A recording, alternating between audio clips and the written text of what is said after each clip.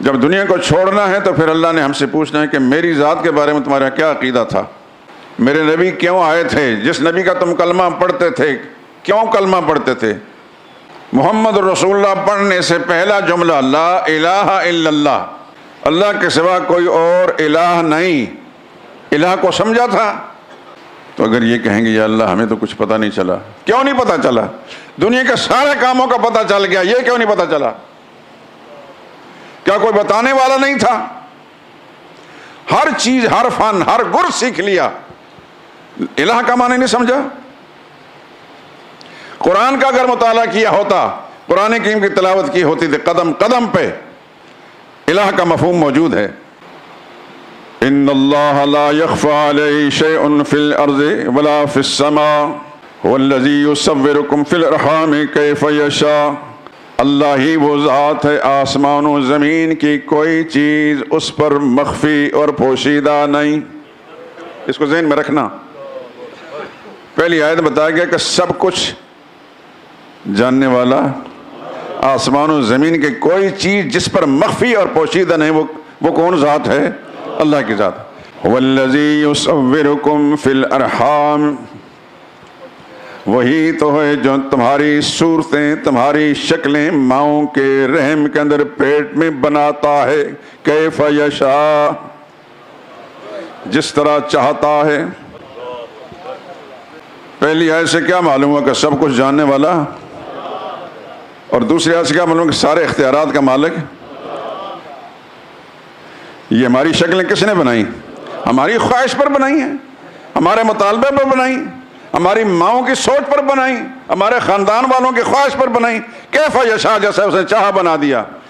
آخر فرم لا الہ الا ہو، یہ ہے الہ۔ سب کچھ جاننے والے کو الہ کہتے ہیں، سب کچھ کرنے والے کو الہ کہتے ہیں۔ جب کلمے میں پڑھتے ہیں لا الہ الا اللہ، اس کا معنی یہ ہے کہ اللہ کے سوا سب کچھ جاننے والا بھی کوئی نہیں، سب کچھ کرنے والا بھی کوئی نہیں۔ ذرا پڑھیں تو صحیح قرآن کریم کو، 20ویں پارے کے پہلا رکوع، اس کا پورا صفحہ پڑھ لیں، ہر آیت کے ساتھ اِلٰہٌ مع اللہ، اِلٰہٌ مع اللہ، کہ اللہ کے ساتھ کو اور الہ ہو سکتا ہے؟ یہ کام کس کس نے کیے ہیں؟ تم بھی اقرار کرو کہ یہ اللہ کے کام ہیں، تو پھر اللہ ہی الہ ہے اور کوئی الہ نہیں۔ میرے دوستو، میری اللہ نے ایک سوچ بنائی ہے، میں آسان طریقے سے بات سمجھانے کی کوشش کرتا ہوں۔ یہ خدا کی مہربانی ہے، رب کی مہربانی، میرا اپنا ذاتی کوئی کمال نہیں۔ ابھی یہ ساری چیزیں آگے آئیں گی، یہ تو تمہیدی گفتگو ہے۔ تمہیدی گفتگو یہ ہے کہ ساری عبادات کی قبولیت کا مدار اللہ کی توحید پر ہے۔ نمازوں کی قبولیت، روزوں کی قبولیت، زکوٰۃ کی قبولیت، صدقہ و خیرات کی قبولیت، حج اور طواف و اعتکاف کی قبولیت، قربانی کی قبولیت عقیدہ توحید پر ہے۔ یہ توحید کا کیا مطلب ہے؟ یہ سمجھنا ہے اپنے۔ جب ہماری نمازیں توحید کے عقیدے پر قبول ہوں گی تو توحید کہتا کس کو ہے؟ عربی زبان کا لفظ ہے، توحید کا معنی ایک ماننا اور ایک جاننا۔ سمجھ آ گئی؟ ایک ماننا، ایک جاننا، کس کو؟ اللہ کو ایک ماننا اور ایک جاننا۔ ایک تو میں بھی ہوں، ایک آپ بھی ہیں، ہر چیز ایک ایک ہے، تو ہمارے ایک ہونے میں اور اللہ کے ایک ہونے میں کیا فرق ہے؟ ہم ایک ایسے ہیں، ہم کئی چیزوں کے مجموعہ بن کر ایک ہوتے ہیں۔ ہاتھ بھی ہیں، ہاتھوں میں انگلیاں بھی ہیں، آنکھیں بھی ہیں، ناک بھی ہے، زبان بھی ہے، کان بھی ہے، دماغ بھی ہے، دل بھی ہے، ٹانگیں بھی ہیں، دنیا میں بے شمار چیزیں ایسی ہیں۔